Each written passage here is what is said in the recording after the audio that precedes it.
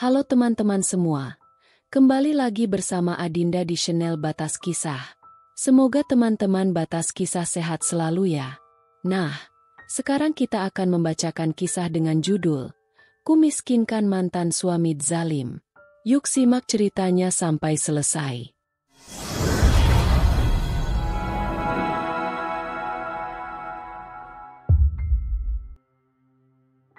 Aku minta kamu pergi dari sini, Elsa.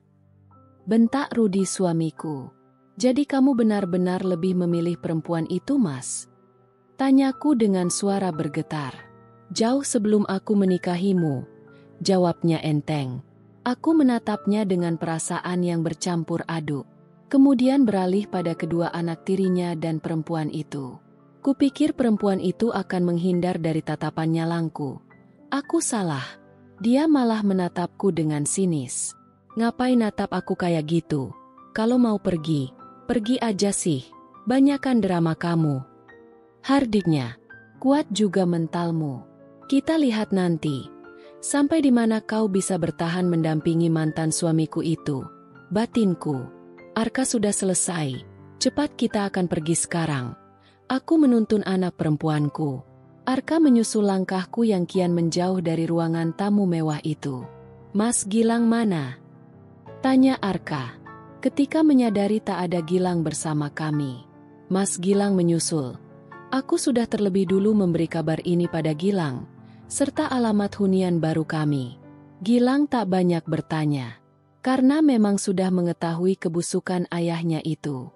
Dan Gilang pula lah yang mendukungku untuk berpisah. Aku dan anak-anak masuk ke dalam mobil. Mam, itu Mas Gilang pulang. Tunjuk Arka. Aku kembali turun melihat langkah Gilang yang dengan cepat menuju rumah itu. Lang mau ngapain lagi? Barang-barang kamu sudah mama bawa. Gilang makin mempercepat langkahnya. Aku menyusul dengan cepat pula. Khawatir Gilang akan menghajar ayahnya lagi. Gilang enggak akan buat keributan Mam. Cuma mau menyampaikan sesuatu hal. Gilang menjelaskan tanpa kutanya. Biar demikian aku tetap mengikutinya. Begitu sampai di depan pintu. Pak, selamat menikmati hidup dengan keluarga baru Papa. Bahagiakanlah kedua anak tiri Papa. Ucap Gilang dengan penekanan. Dan di hari tua Papa nanti, jangan pernah mencari kami. Lanjutnya dengan lantang. Gilang membalik badan meninggalkan rumah yang penuh kenangan itu. Mam, Gilang akan berhenti sekolah. Gilang mau kerja membantu mama. Itu diucapkan Gilang dengan sungguh-sungguh. Aku tersenyum lalu mengusap kepala sulungku itu. Benar-benar tanggung jawab dia. Lang, kamu harus tetap sekolah. Harus berpendidikan tinggi malah. Kita udah nggak punya apa-apa lagi, Mam. Sekarang yang terpenting masa depan adik-adik. Siapa bilang kita tak punya? Tanyaku sambil tersenyum. Gilang menatapku penuh tanya. Rumah yang kita tinggalkan itu sudah mama jual. Dan mama gantikan dengan yang kita tinggali sekarang. Terlihat senyum tipis di bibir sulungku. Mobil dan semua rumah kontrakan itu sudah mama jual. Akan kita bangun kontrakan baru di tempat yang baru. Terus Mam? Gilang penasaran. Semua aset sudah atas nama kalian bertiga. Terangku. Dan, aku sengaja memotong kalimatku. Dan apa lagi Mam? Gilang makin tak bisa menyembunyikan penasarannya. Tadaa. Aku menunjukkan 5 kartu ATM milik Rudi. Mata Gilang membulat sempurna. Mama enggak bodoh Lang. Mana mungkin mama keluar dari rumah itu tanpa membawa apa-apa. Mau hidup dengan apa anak-anak mama? Kataku sedikit membanggakan diri. Wih, mama hebat. Gilang bahkan enggak kepikiran tuh Mam. Puji Gilang. Lagi pula papa kamu itu kan memulai hidup baru Lang. Jadi biarlah mereka memulainya dari nol. Kami terkekeh menikmati kepintaran ini. Gilang terlihat memperhatikanku yang keluar dari kamar dengan senyum-senyum tipis yang terpancar. Gilang sampai memutar kepalanya ketika aku melewatinya sampai di pintu depan. Mama mau kemana? Mama mau menguras dulu ke depan. Gilang mendongakkan kepalanya ke arah halaman rumah. Gilang gak lihat batu di depan. Dik pikir mamanya mau nguras bak kamar mandi kali. Siapa juga yang mau menguras bak? Nih mama mau menguras ATM papa kamu. Di depan ada ATM. Jelasku. Mama yakin itu ATM masih utuh. Iyalah. Papa cuma bisa ngambil ke teller. Dan itu cuma bisa besok. Malam-malam gini ban mana yang melayani? Kali aja aplikasi mam. Tanya Gilang tertahan. Semua aplikasi transaksi apapun yang ada di HP papa sudah mama hapus. Kataku. Kecuali, lanjutku menggantung. Apa mam? Aplikasi belanja online dong. Kan lagi ada pesanan mama atas nama papa. Sambil mengembangkan senyum. Membayangkan paketnya tiba. Akan membayar dengan apa itu suami zolim. Maksudnya mantan suami. Gilang tampak puas dengan apa yang sedang kulakukan pada papanya. Gilang memang lebih dewasa dari usianya. Mungkin dikarenakan sering melihat perlakuan tidak adil papanya padaku. Gilang pembela pertamaku ketika ada keributan dengan papanya. Pernah Gilang memergoki papanya dengan seorang perempuan cantik di sebuah kafe. Terlihat sangat mesra layaknya orang pacaran. Tanpa babe ibu Gilang memberikan pukulan keras pada papanya dan menyeret perempuan itu. Aku yang baru saja menjemput kedua adiknya menyaksikan kejadian itu. Kini bukan lagi aku mas. Tapi anak-anakmu yang akan jadi lawanmu. Ini baru Gilang. Siap-siap kau menunggu perkembangan Arka. Tekanku ketika menyambutnya di depan pintu. Aku tersenyum tipis mengenang pembelaan sulungku. Ya udah mama ke depan dulu ya. Gilang temanin ya mam. Enggak usah, mama kan cuma transfer enggak bawa uang tunai. Aku tahu Gilang khawatir akan tindak kejahatan. Dalam hal penjagaan, kedua anak lelakiku itu sangat bisa diandalkan. Gilang memutuskan untuk belajar ilmu bela diri yang kemudian disusul Arka. Ya udah mama cepat ya. Aku mengacungkan jempol pertanda setuju. Aku pulang dengan wajah yang sumringah. Utuh mam. Iya dong Lang. Lihat dong wajah mama bahagia banget kan. Terdengar tawa renyah Gilang. Tawa yang selalu membuat duniaku penuh harapan. Mam, mama yakin papa nggak bisa menemukan kita? Tanya Gilang tiba-tiba. Pasti bisa sih Lang. Tinggal tanya sama sekolah asal kalian aja pindah sekolah kemana. Kalau udah tahu sekolah tujuan dapet dong alamat kita. Gilang sedikit khawatir. Udah nggak apa-apa. Kalaupun papa menemukan kita, enggak mungkin juga dalam waktu dekat ini. Secara kita pindah provinsi bukan pindah kecamatan doang. Butuh modal buat papa mencari kita. Sekarang kan papa lagi miskin-miskinnya. Jelasku menengkan Gilang. Dicek dulu dek. Suruh Gilang. Tak lama terdengar suara cempreng seruni. Mama, ada yang nyariin. Aku berjalan dengan santai menuju tempat di mana bungsuku berada. Kedua jagoan itu mendahuluiku dengan mental siap tempurnya. Seperti tukang pukul saja mereka ini. Gumamku geli. Mari pak. Kataku sambil mengulurkan tangan. Kedua jagoan itu saling berbalas senyum. Ini motor buat siapa mam? Tanya Arka malu-malu. Melihat motor impiannya terparkir di halaman rumah. Sesaat kemudian melompat kegirangan. Gilang dari tadi masih mematung. Melihat ke arahku uring-uringan. Aku geli melihat ekspresinya. Mama kan enggak tahu Lang selera kamu itu motor apa. Jadi mama enggak bisa ngasih surprise deh. Kamu pilih sendiri nanti ya. Gilang mengangguk senang. Akhirnya, aku bisa memberikan fasilitas pada anak-anakku. Yang selama ini tak pernah mereka rasakan walaupun mereka anak-anak yang lahir dari keluarga kaya. Kamu jangan terlalu memanjakan mereka. Ajari mereka hidup sederhana, kata Rudi. Setiap kali aku mengutarakan pendapatku tentang fasilitas anak-anak, menurutku itu hanya menutupi sifat kikirnya saja. Menggunakan kata sederhana. Karena keinginan anak-anak juga tak terlalu berlebihan. Bahkan sekedar makan di luar pun anak-anak sangat jarang. Geram sendiri aku mengingatnya. Sekarang kita akan nikmati hidup ini nak. Tapi tetap harus dalam kontrol mama. Batinku. Sementara, Di tempat lain terdapat perbincangan Rudi dan istri barunya. Akhirnya kita hidup bahagia juga seperti yang kita inginkan ya, Mas. Tutur Lydia menggelayut manja di lengan berototku. Aku mengusap kepalanya sebagai tanggapan. Dan kita itu akan bahagia selamanya sayang. Jawabku dengan senyum diukir di bibir. Andai perempuan itu tidak hadir dan tidak membuat mama berhutang nyawa. Mungkin sejak dulu sampai sekarang aku akan bahagia dengan wanita pilihanku ini. Tapi mungkin inilah jalannya. Aku baru bisa merasakan cinta itu bersatu kembali setelah sekian lama penantian. Yang terpenting sekarang aku bahagia. Tak peduli seberapa lama menunggu. Batinku, kamu harus menikah dengan Elsa. Mama tidak punya tawaran lain. Tegas mama saat itu. Ketika aku baru saja pulang menghabiskan waktu dengan Lydia. Mama sudah memperkenalkanku dengan Elsa beberapa hari lalu.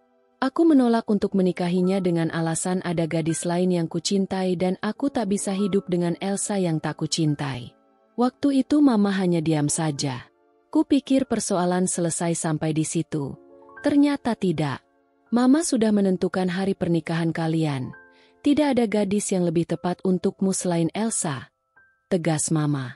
Mama memang tidak terlalu banyak berbasa-basi apalagi nangis-nangis tak menentu. Persis seperti Elsa yang lebih suka tindakan daripada bicara. Mungkin karena kesamaan sifat inilah yang membuat mama jatuh cinta pada Elsa. Tapi tidak denganku. Mendengar ucapan mama, duniaku serasa berhenti. Besok aku akan menikah dengan Elsa tanpa kompromi. Bukan berarti selama pernikahan aku tak mencintai Elsa.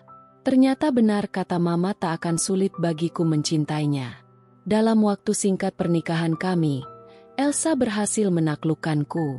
Dan Lydia tetap ada pada posisinya di bagian lain hatiku. Hanya saja kebiasaan burukku saat lajang yang tak cukup dengan seorang wanita saja kembali menguasaiku tanpa bisa ku kendalikan. Bahkan jauh sebelum aku bertemu kembali dengan Lydia. Tapi itu tak diambil pusing oleh Elsa. Dia tipe wanita tidak mau ribut. Aku tak peduli kau mau bersenang-senang di luaran sana. Satu hal yang perlu kau ingat. Jangan sampai kau pulang membawa penyakit untukku. Kalimat itu langsung terkunci. Tak ada selaku untuk masuk. Aku paham maksudnya. Dan memang aku tak pernah melakukannya. Sekalipun aku dikelilingi wanita-wanita yang siap menemaniku. Sekilas ingatanku tentangnya. Alia mau di kamar ini, Mam. Suara merdu khas anak-anak itu membuyarkanku. Aku menoleh lalu mengukir senyum. Alia dan Anggun tengah berbagi kamar. Alia ingin menempati kamar seruni yang terdapat banyak mainan. Aku menghampiri mereka. Alia mau kamar yang ini. Tanyaku mengulangi. Alia mengangguk malu-malu. Kenapa? Tanyaku lagi. Banyak bonekanya, Pak. Aku tersenyum melihat kepolosan gadis kecil itu. Boleh, jawabku mengangguk. Nanti papa beli lagi boneka yang bagus-bagus ya. Ucapku sambil mengusap kepala Alia. Aku mau di sini aja, Mam. Pak. Kami beralih kepada Anggun dan menghampirinya yang berada di kamar Gilang. Kamar ini rapi. Lanjutnya, Gilang memang anaknya tak mau asal-asalan. Semua serba tertata berbeda dengan adiknya Arka. Boleh kan, Pak? Rengeknya. Boleh dong. Jawabku bahagia karena bisa membahagiakan mereka. Lydia memang tidak seberuntung Elsa dalam pernikahannya. Dia menikah dengan seorang yang pemalas. Lydia menjadi tulang punggung keluarga kecilnya dan anak-anaknya. Bisa dibilang Lydia dan anak-anaknya jauh dari kata cukup apalagi bahagia. Itulah yang membuatku merasa berkewajiban membahagiakan wanita yang kucintai itu. Andai sejak dulu aku menemukan kalian, kalian tak perlu merasakan kesusahan seperti ini. Kedua gadis itu meninggalkan kami berdua. Mereka memilih bersantai di teras. Pak, kayaknya ada tamu tuh. Seru Alia putri kami yang baru saja datang dari teras. Aku bangkit diikuti Lydia. Dengan Pak Rudi. Tanya lelaki berperawakan tampan itu. Iya betul. Mari masuk dulu, Pak. Tawarku seramah mungkin. Lelaki itu mengikuti langkahku. Kemudian kupersilahkan duduk di ruang tamu. Setelah berbasa-basi, lelaki itu sampai pada intinya. Jadi begini Pak Rudi, saya ini orang suruhannya Pak Agus. Beliau meminta rumah ini secepatnya dikosongkan. Ucap lelaki itu datar. Loh, Bapak ini jangan bercanda dong. Ini rumah saya. Jawabku tertawa kecil. Rumah ini sudah menjadi milik Pak Agus. Kalau Pak Rudi mengira saya bercanda, saya bisa tunjukkan akta jual beli. Terang lelaki itu. Saya tak pernah menjual rumah ini pada siapapun. Rumah ini milik saya dan selamanya akan tetap milik saya. Bentakku. Rumah ini dijual oleh Bu Elsa. Katanya datar tanpa ekspresi. Apa? Elsa yang menjualnya. Aku shock bukan kepalang. Bagaimana aku bisa melupakan kalau Elsa itu lebih banyak bertindak daripada bicara? Aku melirik wanita di sebelahku dan beralih kepada kedua gadis cantikku. Wajah mereka tampak cemberut. Baiklah Pak, kami akan meninggalkan rumah ini besok, sembari mencari rumah baru. Jawabku merendah. Lelaki itu setuju dan pamit pergi. Kalian tenang saja. Besok kita akan memiliki rumah baru yang jauh lebih bagus dari rumah ini. Kataku menenangkan mereka. Aku melihat senyuman indah menghiasi bibir ketiga bidadari itu. Mereka pantas mendapatkannya setelah kesusahan panjang yang mereka alami. Ya anggap saja rumah ini bagian dari harta Gonogini yang menjadi hak kamu El. Gumamku dengan senyum kecut. Kita akan membeli rumah di kawasan elit. Kubuka pembahasan malam ini setelah makan malam. Ketiga bidadari itu serentak melihat ke arahku. Silahkan dilihat-lihat dulu. Aku menyodorkan HP yang layarnya menampilkan bangunan mewah siap huni. Rumah ini mewah lengkap dengan kolam renangnya. Kalian tinggal pilih yang mana, ujarku. Mereka bertiga asik dengan katalog-katalog itu, dan larut dengan diskusi yang mana dan yang mana. Pada akhirnya jatuhlah pilihan itu pada salah satunya. Coba Papa cek harga. 2,5 M. Harga itu tak seberapa bagiku. Besok aku akan langsung memboyong keluarga baruku ke sana. Tak ada yang bisa mengganggu ketenangan dan kebahagiaanku di sana. Kalau untuk mobil masih bisa pakai yang lama, semua masih tampak baru karena terawat. Mengingat mobil tiba-tiba aku tersentak. Beberapa hari lalu aku tak begitu mengurus sebagian hartaku, karena disibukkan dengan urusan pernikahanku dengan Lydia. Langkah membawaku ke garasi milikku. Dan, astaga kemana semua mobil-mobil itu? Jangan sampai Elsa menjualnya juga. Klek!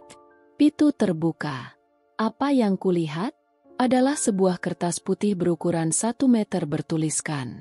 Ikhlaskan Mas. Semua mobilmu sudah berganti kepemilikan.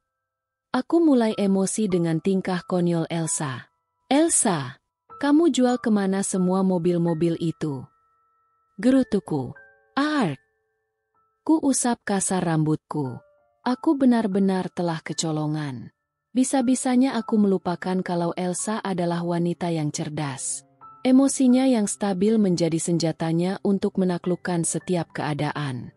Elsa tak pernah gegabah mengambil keputusan. Tapi sekali dia memutuskan sesuatu bisa dipastikan itu tanpa resiko. Mengapa aku bisa sebodoh ini? Aku mengutuk diriku sendiri. Baik Elsa, anggap saja itu untuk biaya melanjutkan hidupmu dan anak-anak. Itu tak seberapa bagiku. Aku berlari menuju ruangan kerja yang ada di lantai 2. Cepat kubuka brankas tempat di mana surat-surat berharga dari aset-asetku disimpan. Aku menghela napas. Semua masih tertata dengan rapi. Ku simpan map berisi surat-surat yang lebih berharga dariku itu di dalam sebuah tas. Maaf Pak, saya hanya ingin memastikan saja. Pak Agus keluarga akan menempati rumah ini, kata lelaki yang memberiku kejutan kemarin. Iya Pak, ini kami sudah selesai beres-beres dan akan segera meninggalkan rumah ini. Jelasku. Lelaki itu mengangguk. Aku memberikan kunci rumah itu. Dengan sangat berat aku meninggalkan rumahku. Sebenarnya bukan rumahnya, melainkan kenangannya. Biar bagaimanapun rumah ini sudah banyak memberiku kehangatan anak-anak yang sehat dan cerdas. Sekalipun aku tidak adil pada mereka, tapi aku sangat menyayangi mereka. Tapi sudahlah, toh aku sudah punya keluarga baru. Biarlah masa lalu itu akan tinggal di belakang dan semakin menjauh. Aku dan keluargaku menumpangi taksi online yang kupesan di aplikasi. Tujuan kami adalah sebuah apartemen. Menyewa apartemen sementara waktu tak masalah pikirku. Nanti sore aku akan melakukan transaksi rumah impian 3 bidadari itu. Namun sebelum kami meninggalkan rumah itu tiba-tiba. Dengan Pak Rudi? Tanya seorang anak muda. Iya, saya Rudi. Ini ada paket atas nama Bapak, totalnya 2 juta. Katanya sambil menyodorkan paketan itu. Saya tak merasa ada pesanan, Mas. Jawabku sekenanya. Tapi ini atas nama Bapak. Kalau Bapak ragu silahkan cek aplikasi Bapak. Aku mengikuti sarannya dan benar saja. Ini pasti ulahnya Elsa. Daripada malu aku membayar paketan itu dan membuangnya begitu saja saking kesalnya aku. Uang cash yang hanya tinggal beberapa juta di tangan kini harus dibayarkan dengan paket yang entah apa isinya itu. Segitunya kamu Elsa. Bisa-bisanya kamu meninggalkan hutang paket online itu. Kesalku. Sampai apartemen. Iseng-iseng aku hendak mengecek saldo di rekeningku. Keningku berkerut menyaksikan tak satupun aplikasi transaksi itu ada di layar HP-ku. Pikiranku makin kacau membayangkan keserakahan Elsa. Bertindak cepat. Aku mendatangi bank-bank tempatku mendepositkan uangku. Apa yang terjadi? Kelima bank yang kudatangi itu hasilnya sama. Rekening gendutku mendadak langsing. Entahlah obat pelangsing jenis apa itu. Elsa, setegak ini kau padaku. Aku tersenyum kembali mengingat sesuatu yang masih tersimpan rapi di dalam brankasku. Asetku masih aman. Pikirku. Aku kembali ke rumah. Di sana aku menemukan ketiga bidadariku sedang berleha-leha di ranjang empuk. Yang belum pernah mereka rasakan sebelumnya. Biarlah sekarang dan seterusnya mereka merasakan kemewahan ini. Sudah cukup selama ini mereka hidup menderita. Aku urung memeriksa berkas-berkasku ketika Anggun menyapaku. Papa udah pulang. Alia dan Lydia menoleh bersamaan. Kamu sudah transaksikan, Mas? Selidik Lydia. Belum. Mungkin besok atau lusa. Masih ada urusan yang harus diselesaikan. Aku beranjak ke kamar kami mengambil map yang kuselamatkan itu. Seberapa banyak pun uang yang kau sedot di rekening itu Elsa, pada akhirnya akan habis juga, karena sumbernya ada di sini. Gumamku mengembangkan senyum. Ku mulai membuka map pertama. Seingatku itu berisi sertifikat penting perusahaanku, tepatnya perusahaan yang dirintis ayah dan mama. Siapa lagi pewarisnya kalau bukan aku? Aku pewaris tunggal. Dan astaga Elsa. Perusahaan keluarga kini atas nama anak pertamamu Gilang. Tulisan yang sangat mengejutkanku. Ku buka map kedua. Saham 50% di perusahaan Anjaya milik anak kedua kamu Arka. Map ketiga bertuliskan. Kebun teh milikmu atas nama putri bungsumu Seruni. Sertifikat rumah kontrakan juga sudah berganti kepemilikan. Catatan di map keempat. Apa-apaan kamu Elsa? Mengapa semua bisa begini? Kapan kau mengambilnya dariku? Ah tidak, ini tidak mungkin. Dan setelah semua map itu kubuka satu persatu, tak satu pun map itu berisi surat berhargaku. Semua telah berganti note-note yang berhasil membuatku frustasi. Elsa telah mempermainkanku. Silahkan koleksi map-map ini, Mas. Aku tak membutuhkannya. Karena yang terpenting itu adalah isinya. Tulisan pada map terakhir. Lihat saja. Aku tak akan mengalah begitu saja, Elsa. Aku akan membuat perhitungan denganmu. Sudah cukup semua kau rampas, Elsa. Geramku. Ada apa sih, Mas? Tanya Lydia tiba-tiba. Entah sejak kapan dia memperhatikanku. Aku terkesan gugup di hadapannya. Ah, tidak ada apa-apa sayang. Jawabku terbata. Lydia masuk penuh selidik. Astaga, kau tak punya apa-apa lagi Mas Rudi. Teriaknya. Aku buru-buru menutup mulutnya. Agar Alia dan Anggun tak mendengarnya. Kau ingin melukai perasaan anak-anak? Lydia terdiam. Setelah dia terlihat tenang, aku mencoba meyakinkannya. Aku akan meminta penjelasan pada Elsa. Kau harus mendapatkan kembali hartamu, Mas. Aku tak ingin hidup melarat lagi. Aku akan bicara dengan Elsa. Sekarang, Mas. Sekarang. Tekan Lydia. Tut, tut, tut. Panggilan pertama tak mendapat jawaban. Tut, tut, tut. Halo papanya anak-anak. Suara itu akrab dengan di telingaku. Suara yang sudah setiap hari memenuhi rongga dengarku. Apa maksud kamu, Elsa? Maksud kamu, Mas. Jangan belaga bodoh kamu ya. Aku memang tidak bodoh, Mas. Jawabnya enteng. Mengapa kau melakukan ini padaku? Aku merendahkan suaraku. Karena Elsa tak akan bisa diajak bicara dengan nada tinggi. Kau sedang membicarakan apa, Mas? Semua asetku, Elsa. Bentakku akhirnya. Oh, itu. Ia sengaja aku lakukan. Karena itu hak anak-anakku, bukan hak anak tiri kamu. Enak sekali kau ingin membuat mereka hidup mewah, sementara anak-anakku terlantar. Aku tidak akan membiarkan sepeser pun dinikmati oleh Lydia dan anak-anaknya. Kau paham? Tapi tidak begini juga caranya, Elsa. Kita bisa bicarakan baik-baik. Semenjak kau memutuskan mengkhianati pernikahan kita, tak ada lagi hal yang baik-baik saja, Mas.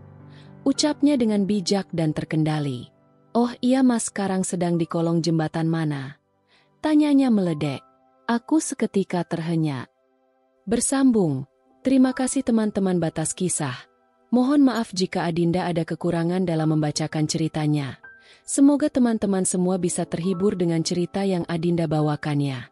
Oh iya, jika teman-teman Batas Kisah menginginkan kelanjutan dari cerita ini, jangan lupa subscribe, like dan bisa bantu komen di bawah ya, agar Adinda lebih semangat untuk menghadirkan kelanjutan cerita yang menarik berikutnya. Sampai ketemu lagi di episode berikutnya ya. Sekian dan terima kasih.